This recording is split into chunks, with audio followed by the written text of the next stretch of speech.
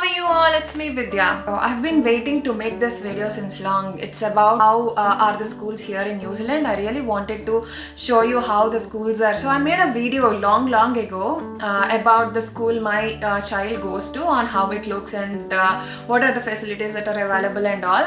But before actually just posting the video itself without giving so many details, I thought I should quickly give you some details about the schooling system here in New Zealand, so you get more information other than just the video. So here it goes.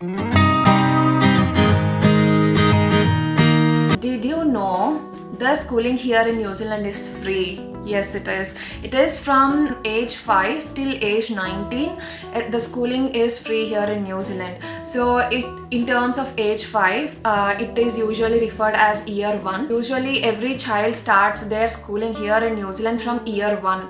Year 1 can also be simply maybe mashed to first grade in India. It's like first grade or year 1 is like one and the same, because there is no UKG, LKG, kindergartens. There is no kindergartens here. So they just go to preschool and then they start their schooling from year 1, which is age 5. So from age 5 to age 19, it is the schooling here in New Zealand is free. It's just not free for citizens. It is free for citizens. It is free for residents. It is free for even the children whose parents are on a work visa. There is primary education, secondary education, which is basically free here in New Zealand. So primary education covers from year 1 to year 8.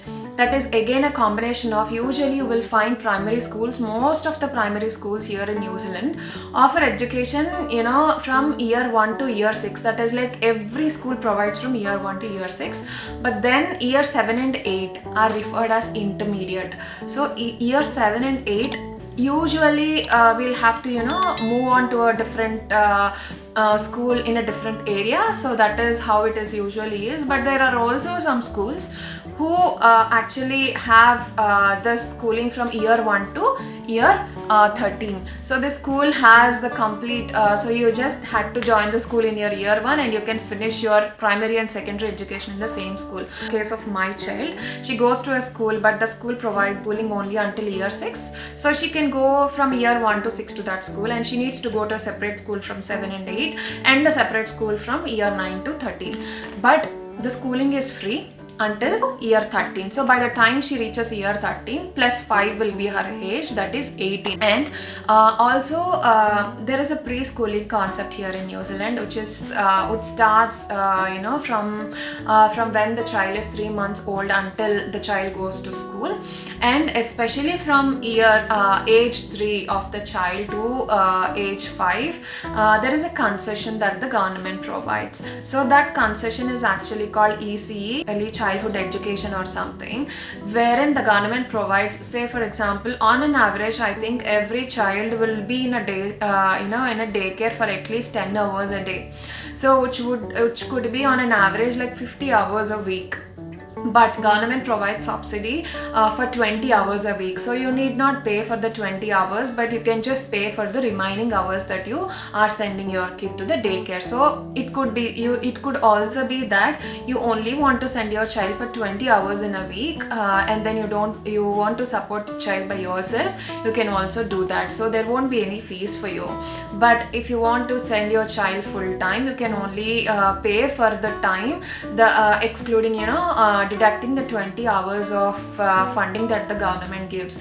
And surprisingly, I got to know that this particular concession is just not again for the citizens, residents or work visa. It is also applicable for somebody who is on visitor visa and who is staying here for a bit long time, for more than 3 months or so with their children or something. So this can be used by them as well. So all this information, like most of the information which I am sharing with you, has been shared by my dear friend Bhargavi. I usually gather information before making any videos. I want to be really sure that I'm giving only proper and good information. So when I am trying to gather this information, this particular lady, the sweet lady, Bhargavi Garu, I usually address her like that. So she called me and then she shared all this information. So thank you so much, Bhargavi Garu. If you're watching watching this video, there are also private schools in New Zealand. So the schooling is free usually in the state schools. State schools or government schools are one and the same, but the standards would be slightly different to the private schools when compared to the government schools. I send my child to a state school only, which is a government school, because I find it is really good. Because even with the state schools or the government schools, there are decile ratings that are given to the school. The decile ratings actually are derived from different factors. It's just not about how the children perform in the school, it's also about the earnings of the parents, and on overall, on the overall community, the school is rated. So usually the highest rate a school can be given is the decile rating is 10. It's 10 on 10. 10 is the highest, 1 being the lowest. So my daughter, she goes to a decile 10 school, and then it is just near my home, and we have taken a video on how the school is and what are the facilities in the school. So let's get started and see how the school is.